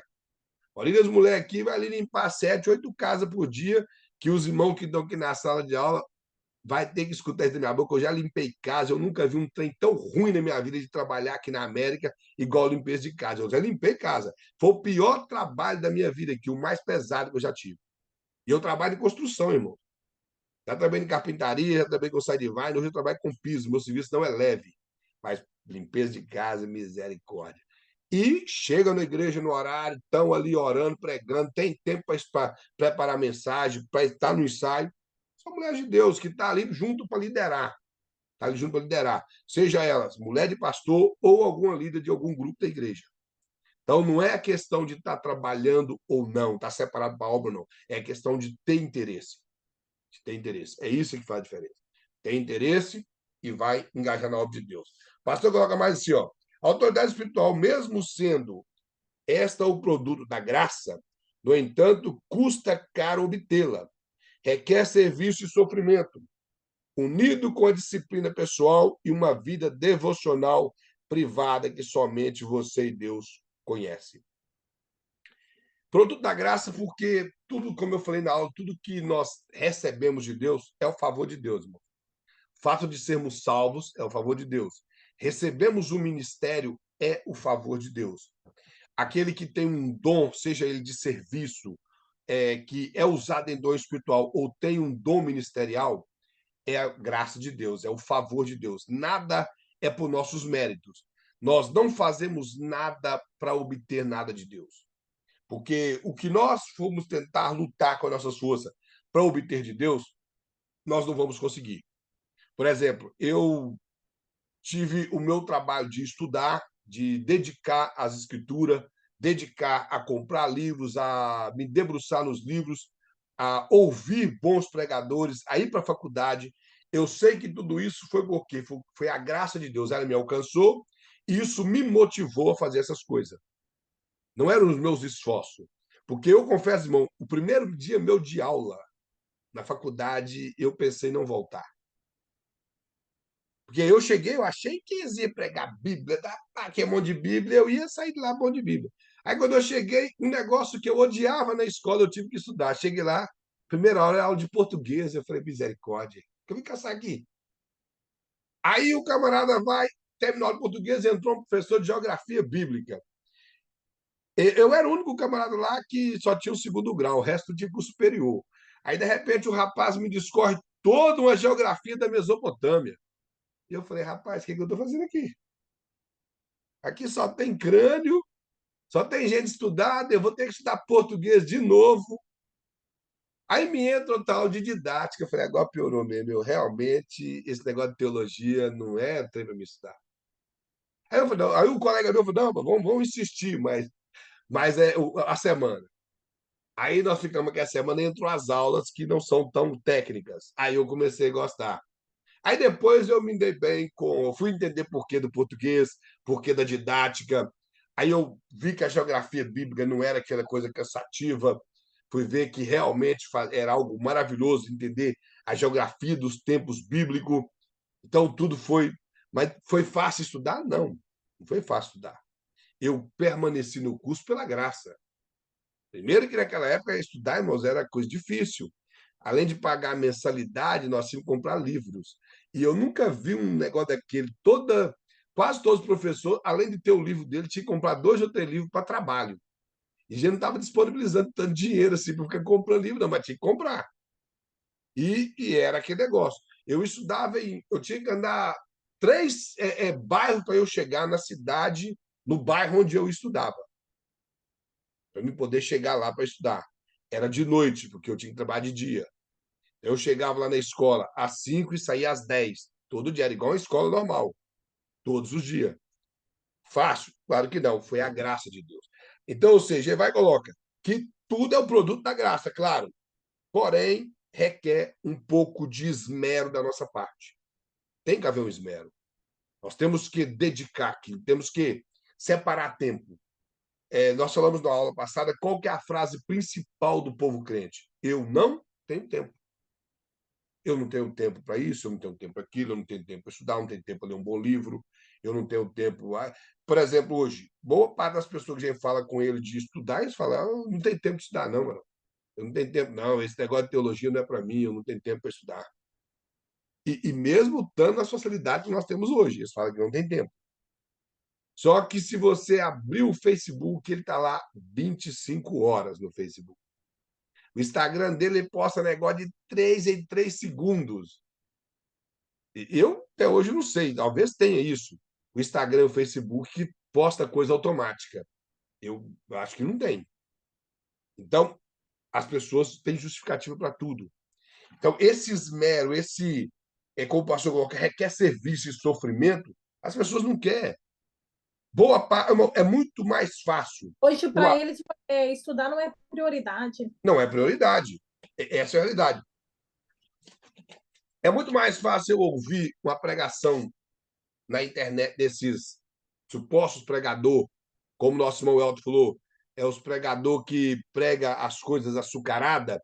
Deus vai te dar, tem carro, tem casa. A Bíblia não é pregada. Eu vou falar aqui, mas na verdade eu tenho pena daqui a mim. Eu não estou falando uma crítica dela no sentido de que às vezes eu faço de uns caras igual o René Kivitz, que o René Kivitz é um falso profeta. Então, porque ele é perigoso. O que é um falso profeta? É um cara que conhece muito a Bíblia e torce a Bíblia sendo perigoso, igual o René Kivitz. Caio Mas você Fábio. fala isso, pastor, por causa daquilo que ele falou com relação à Bíblia? Ou você Não, já tinha essa ideia dele? não, a verdade é porque eu tinha uma ideia, ele era uma coisa bem diferente daquilo antes. Não, e outra coisa, não é só por causa da fala dele. Eu acompanho o René Kivitz já tem muito tempo. René Kivitz foi um dos maiores pregadores de igreja batista que já existiu na região de São Paulo, na igreja do Gali. Ai, não, é por isso Ele que eu era estou um te cara perguntando, porque extraordinário. eu sigo ele tem muitos anos. O outro que eu vou citar aqui é o Caio Fábio. Irmão, o Caio Fábio para mim, eu não dou esses títulos, porque eu acho esses títulos idiota. Mas vamos desculpar. Negócio de príncipe do pregador. Nem para Charles Spurgeon, nem para Gesiel Gomes. Mas se existisse um príncipe do pregador no Brasil, para mim era o Caio Fábio. Se existisse, seria o Caio Fábio. Existisse o quê? Um príncipe dos pregadores. Que eles dão por o Gesiel Gomes, não estou menosprezando ele, é um homem de Deus, grande homem de Deus. Deus usa muito. E as literaturas que eu leio do Charles Spurgeon são extraordinárias. Mas eu não daria esse título para ninguém, porque nem o apóstolo Paulo pegou o título de príncipe dos pregador, eu daria para esses, que eu não vou falar réis mortais, que o apóstolo Paulo também era réis mortal, mas eu não daria para eles, se nem o apóstolo Paulo pegou esse título de príncipe do pregador. Mas se eu fosse dar esse título, do Brasil eu daria para o Caio Fábio. Então, por exemplo, Caio Fábio, René Kivitz, nós não podemos refrescar com eles que eles são muito bons de Bíblia. E eles são perigosos. Agora, a outra menina que eu ia falar é aquela Vitória Souza. Ela não é uma falsa profetisa. Ela é, para mim, uma menina imatura, incentivada pelos pais a angariar dinheiro. Essa é a realidade. Só que o que eu quero dizer é que um dia desse para trás, um dia desse para trás tem tempo, ela gravou um vídeo dizendo que ela não tem interesse de pregar a Bíblia. Ela não tem interesse. Aí ela decorou, claro, umas frases em questão teológica, ela não tem interesse de recorrer a recursos das hermenêuticas e da homilética, e porque isso, ela falou com essas palavras, isso não dá ibope, não dá views, não dá like, não dá dinheiro que o Instagram paga para ela. E nem tão poucas igrejas. Uma igreja que convida uma pessoa para ficar falando de iPhone, de Coca-Cola, de que você vai vencer. E não sei se os irmãos já reparou, sempre nessas pregações tem o vencedor e tem aquela pessoa que eu não sei de onde eles tiram isso, que é o que estava prejudicando você vencer. Aí, essa pessoa prejudicou você vencer, quando você vencer, ela é esmagada, ela é totalmente destruída. Agora, que Deus é esse? Que Deus é esse que faz você vencer e eu não consigo ser transformado? Sendo que os evangelhos mostram transformações, mostra mudança na vida de pessoas. O apóstolo Paulo, ele de forma dura, ele fala para o povo de Coríntios: olha, chegou o meu conhecimento que entre vocês há pecado que nem entre os ímpios se comete, a ponto que um jovem tomou a mulher do seu pai. Isso não acontece entre os ímpios. E vocês ainda se julgam superiores. Eles diziam que eram maduros demais, que eles sabiam conviver com aquilo. Aí o apóstolo Paulo vai falar: arranca esse malfeitor do meio de vós, porque eu já entreguei ele para o diabo.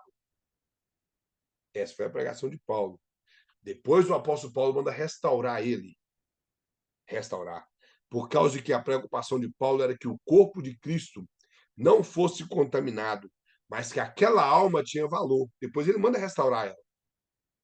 Os irmãos estão compreendendo? Então, não existe esse negócio, irmãos, que Deus abate uns para levantar outros, não. Que conversa é essa?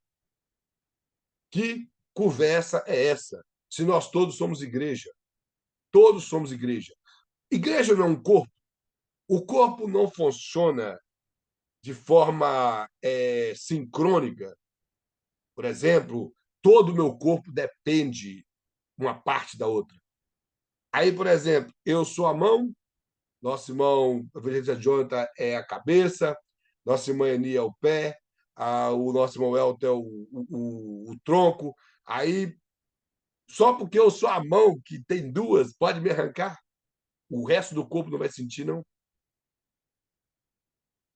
Ah, não, é porque o tronco precisa mais, porque vai ser ele que vai ser exaltado e a mão é pequena, não precisa. Então, não existe negócio. Se é um corpo, irmão, todos precisam de restauração. Então, eu não concordo com esse tipo de pregação, que você é o iPhone, o outro é o Galaxy, e esse tipo de negócio. Isso aí não é pregação. Coca-Cola e Pepsi, essas conversas não edifica nada. Prega a Bíblia, prega naquela simplicidade que os pregadores pregavam antes. Ou então, se é um bom exegeta bíblico, prega interpretação bíblica.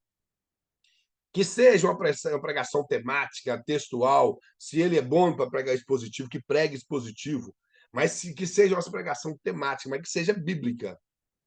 Inclusive, como eu já falei, não concordo com o título, mas o príncipe dos pregadores, que é o Charles Spurgeon, não era expositor bíblico, ele só pregava de forma temática.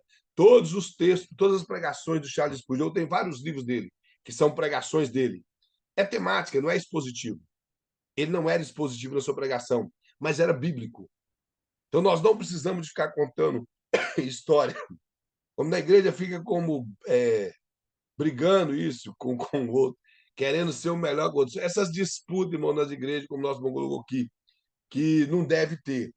Então, tudo que nós obtemos é pela graça, deve ter um esmero, nós não podemos dar desculpa. E o pastor coloca aí do mais interessante, que isso é unido com disciplina.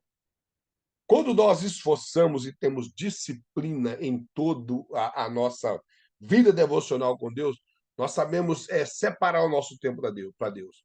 Sabemos usar da maneira correta. Somos disciplinados, nós policiamos o nosso tempo, policiamos aquilo que vamos falar. A nossa vida, como o nosso irmão colocou aqui, das disputas, não vai ter, porque é algo privado. É algo que é entre você e Deus.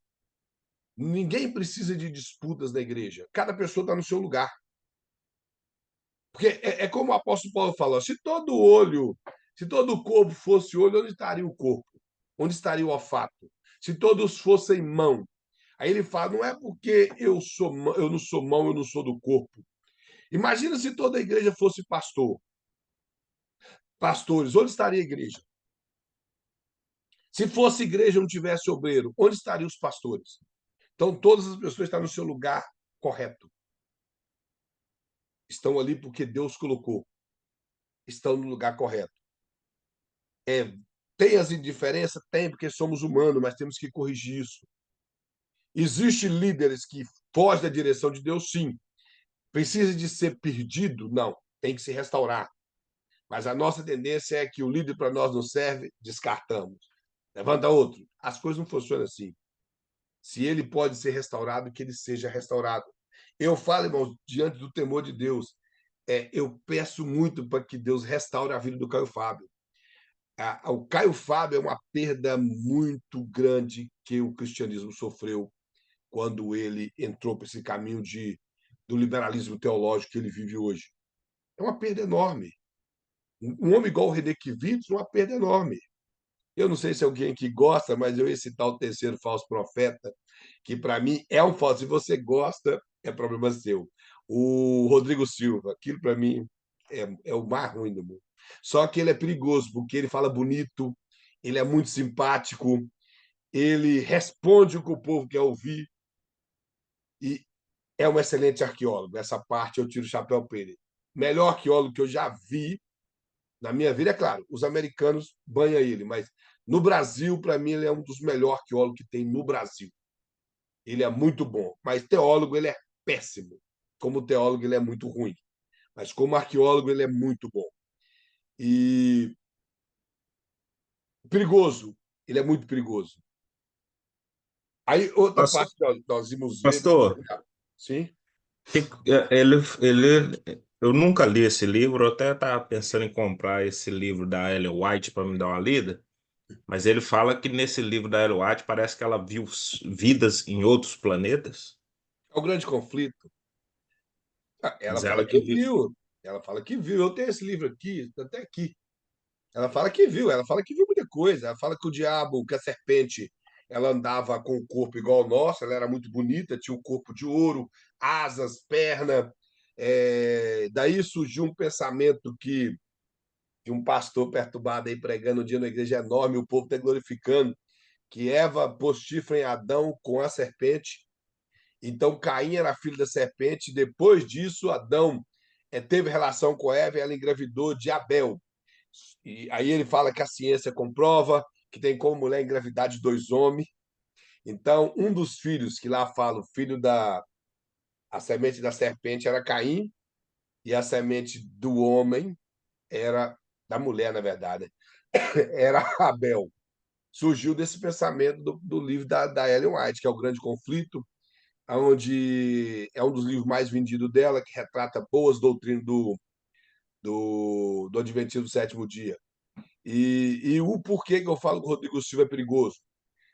Diante da mídia, dos meios de comunicação que as pessoas acessam, como o Instagram e o Facebook, ele se porta como alguém bem flexível a muitas coisas. Mas nos bastidores, ele é doente com a Ellen White. Ele é, como diz, adventista do pé roxo.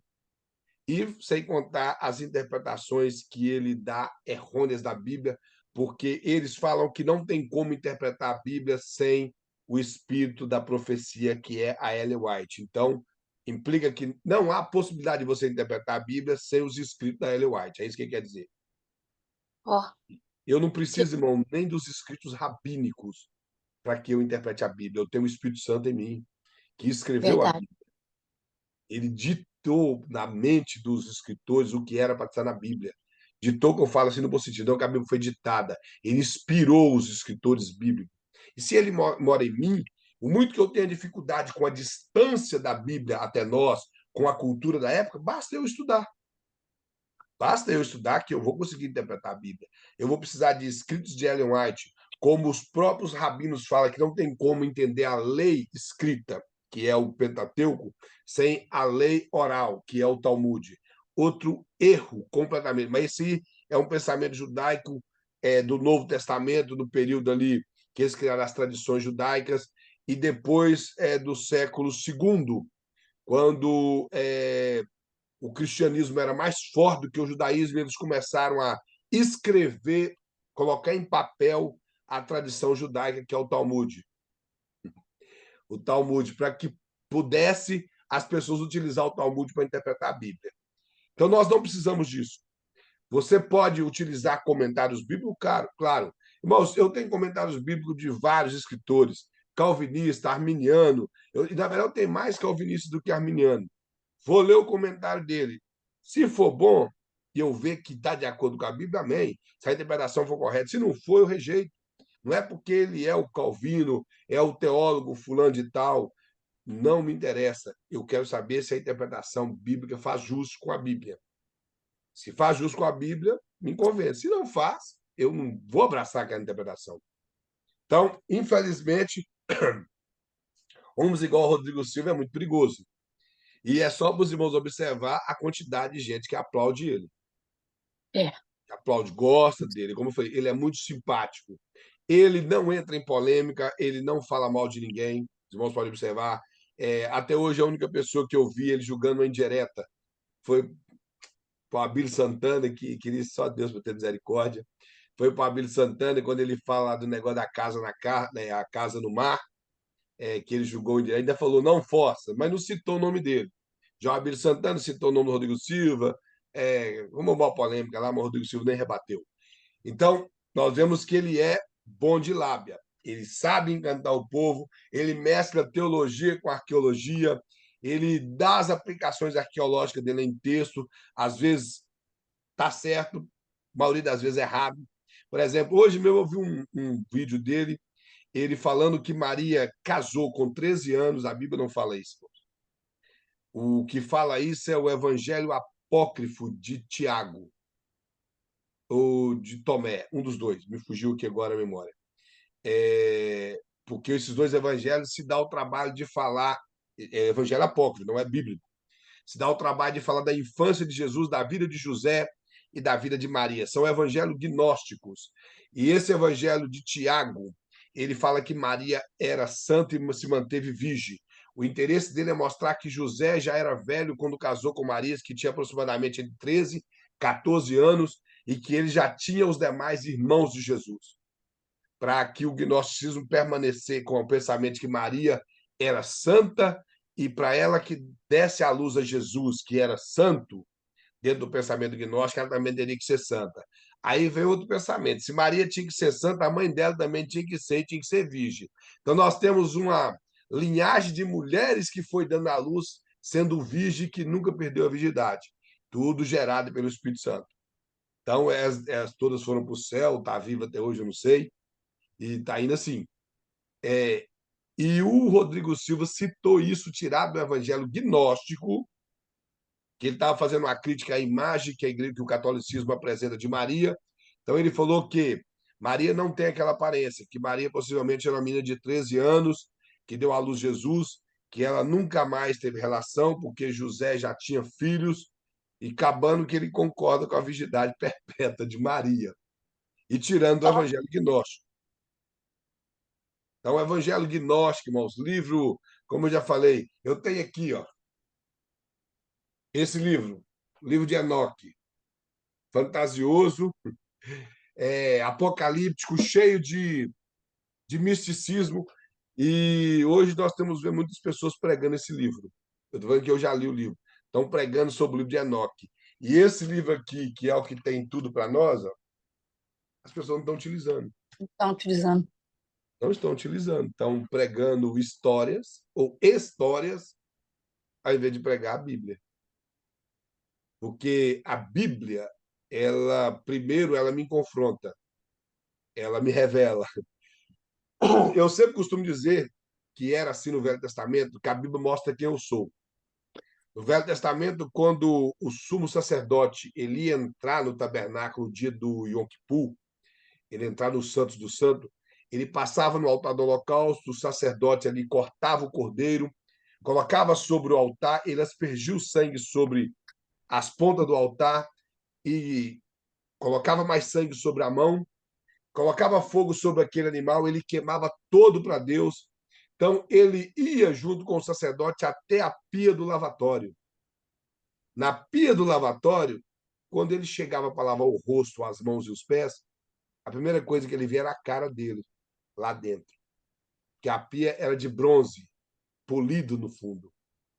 Na água normal, nós já vemos o nosso reflexo. Imagina uma pia, irmão, de bronze, polido, igual um espelho no fundo, e ele vendo o rosto dele. Se ele viu o rosto dele e ele tinha temor de Deus, a primeira coisa que ele pensava, eu sou um pecador. Se eu entrar nesse lugar em pecado, com a vida embananada, que situação complicada que eu estou entrando. Assim é a palavra de Deus. Tiago fala que ela é como o espelho, ela revela quem somos. Não tem como eu ler a Bíblia e ela não mostrar quem nós somos, a menos que nós não fiquemos agarrados só em Salmos e nos Evangelhos. Lê as cartas de Paulo. Irmãos, não existe ler as cartas de Paulo e nós permanecermos da mesma maneira. As cartas de Paulo, de Romanos a Filemão, nós apanhamos e apanhamos e apanhamos. Ou ali nós aprendemos a virar crente, aprendemos a amar, a perdoar, a parar de ser religioso, a ser bom líder, a saber abrir mão de coisas para poder servir a Deus. Se a pessoa tem um ministério e vai valorizar mais o ministério, é através da carta de Paulo, das cartas paulinas. As cartas paulinas revelam quem nós somos. Aí nós aprendemos que, se não for misericórdia de Deus, nós já éramos fumaça. Era só ele fazer assim, ó.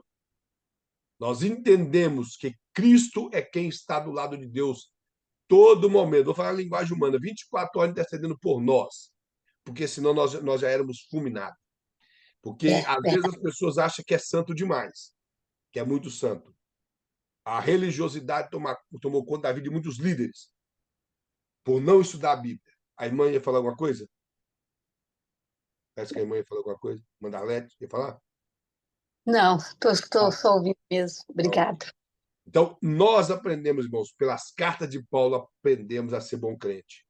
Tropeçamos, levantamos, entendemos que a vida no ministério não é mar de rosa, entendemos que ser cristão é renúncia, entendemos que ser cristão vai ter pessoas que vai ser próximo financeiramente, vai ter pessoas que vai viver bem, vai ter pessoas que não. A pessoa próspera, espiritual, vai entender que a caminhada dele aqui é só peregrinação, que a nossa vida é na eternidade. Aquele que vai passar dificuldade financeira, que são as duas coisas que mais assola pessoas hoje, é dificuldade financeira, problema no lar. Quer pregar e ganhar o coração do povo com mentira? Fala que Deus vai dar dinheiro, que Deus vai dar casa, que Deus vai dar isso. Ou então chega e já olha para a pessoa e fala assim: estou vendo você triste porque não está nada bem na sua casa. Aí a pessoa começa a chorar e eu falei: estou dentro. Aí já entro queimando.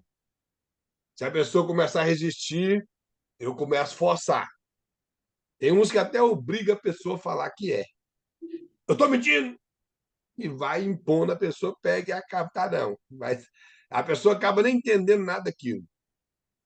E outra coisa, não sei se o irmão já reparou, jogo de palavra que faz a pessoa ir para lá e para cá, mas não entende nada.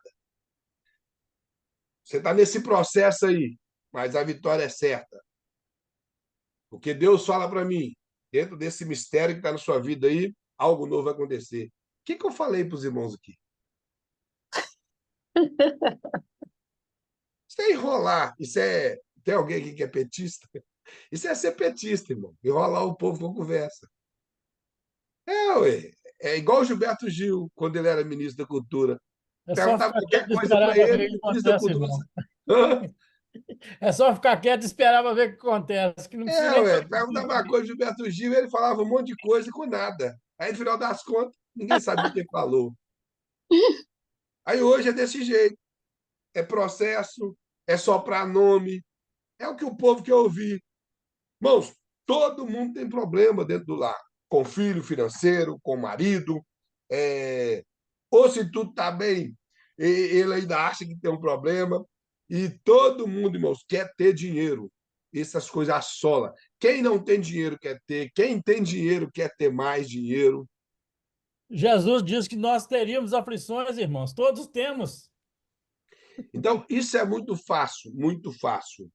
É sempre lembrar. Esse dia para trás aí, um camarada fez uma coisa inédita, um que carrega um título de pastor aí. Ele estava lá numa, eu não sei se aqui eu chamo aquilo de culto, naquela reunião dele. E eu fico tentando entender como que o camarada igual fez isso com a mãe. A mulher tinha perdido o filho, talvez os irmãos viram. Ele abraçou a irmã e falou que era para uma irmã abraçar, mas não, que não é o Espírito Santo, não, irmãos. O espírito do filho da mulher disse que é ele que tinha que abraçar. E de repente ele abraçou a mulher e falou: Mãe, não, isso é sessão espírita, isso é Chico Xavier. Apesar que o Chico Xavier, esse dia para trás eu estava falando uma coisa com a minha noiva, que o Chico Xavier, para mim, irmãos, eu não apoio o espiritismo, eu sou cristão, tá? Mas se os irmãos já ouviram falar do Chico Xavier e já pelo menos estudou um pouco da vida do Chico Xavier, o Chico Xavier foi um exemplo de pessoa, melhor do que muitos pastores. Como pessoa, ele dá banho em muitas pessoas crentes. Outra coisa, o Chico Xavier não era charlatão, não, hein? Aquelas coisas que acontecia lá era o cão que entrava no lombo dele mesmo. Hoje os camaradas não são usados por Deus e até o demônio fica de boca aberta, falando não tem nada a ver com isso. Eles inventam coisas. Que aquele rapaz não foi nem demônio que pegou ele, aquilo foi coisa dele. Abraçou a mulher. Bom, o que eu fico pensando é a capacidade que ele teve de não tomar as dores da mãe. Abraçar e falar: Mãe, último abraço. Misericórdia, irmãos. O camarada carrega um título de pastor, me faz uma sessão espírita, e a pior coisa ele agir dessa forma com a mulher que perdeu o filho. Agir assim com a mulher que perdeu o filho. E o pior que estava lá, um bando de pessoas cegas glorificando a Deus. Aí se cabe Mateus 23, um cego guiando outro cego. Todo mundo indo para o buraco. Todo mundo indo para o buraco. Não há lugar na Bíblia que algum espírito entrou em alguém de morto para falar através de um profeta. Não há. E se alguém citar o caso de Samuel, a Bíblia não diz que Samuel entrou na pitonisa. A Bíblia diz que entendendo Saul que era Samuel. Aí já era problema de Saul com aquela mente pervertida dele, endemoniada. Um cara que recebia demônio no peito dele igual Saul, ele via qualquer coisa que beneficiava ele. Então nós temos que entender isso. A palavra de Deus, irmãos, é primordial na vida de um líder. Ele tem que ter sua devocional com Deus, conhecer a Deus, ter uma vida pautada na palavra de Deus, buscar servir a Deus e esmerilar-se na obra de Deus. Lembrando que tudo isso vem pela graça de Deus. Pensei que nós íamos passar desse ponto aqui, mas nem passamos desse ponto. Mas eu creio que na próxima aula das coisas aqui são mais rápidas para falar. Irmãos, eu esqueci de pegar com o pastor o gabarito, mas ele também não está sentindo bem. Ele pediu para mim poder, inclusive eu era para enviar o link para os irmãos, porque ele não está sentindo bem. A aula dele já terminou, tem tempo, porque realmente ele está muito mal, de problema de saúde. Então, eu vou ver se essa semana eu consigo pegar com ele o gabarito e na próxima aula eu posto o gabarito para os irmãos dos exercícios. Eu não sei se eu determinei quantidade de folha para os irmãos fazer. Eu não cheguei a falar isso para os irmãos, não. Mas os irmãos vão respondendo os exercícios que eu vou postar todos o gabarito para os irmãos corrigir o exercício, porque eu não vou corrigir um por um, que tomaríamos tempo. Para os irmãos corrigir em casa e, quando for fazer a prova, sempre a prova do pastor é baseado no gabarito. E assim ficará melhor para todos. Vou fazer só a chamada aqui. Nós terminamos. Vamos chamar, irmãos. Maeni. Irmão Elton. Presente. Irmão Jonathan. Presente. Mameiro Oliveira. Sim. Arlete Soares. Presente. Irmão Wilson Fernandes. Presente. Amém. Então, bom, vamos agradecer ao senhor mais uma vez por mais um dia de aula e na próxima aula eu espero ter o gabarito em mãos para poder deixar para os irmãos no grupo da escola. Amém? Vamos agradecer ao senhor. E o nosso irmão evangelista Jonathan, pai, que está agradecendo a Deus. Amém. Senhor nosso Deus, nosso Pai, nós queremos te agradecer por esse dia de hoje, pelos livramentos que o Senhor tem nos dado. Também te agradecemos pela aula de hoje, evangelista Kleber, também pela vida do nosso professor, Senhor, nosso pastor Luiz Prestes, que a boa mão do Senhor Jesus esteja sobre ele, dando saúde ao teu filho, curando, meu Deus, todo tipo de enfermidade, abençoando também a sua casa, também a todos os alunos, Senhor, nos dê uma semana de vitória, abençoada, de livramento, e que o Senhor continue nos guardando, meu Deus, dando uma noite tranquila, debaixo da tua potente mão. É o que nós te pedimos, te agradecemos em nome de Jesus. Amém. Amém. Amém. Bom, que Deus em Cristo abençoe a todos. Todos tenham uma excelente noite. Fica na paz do Boa Senhor noite. Jesus Cristo. Boa noite a todos. Paz do Senhor.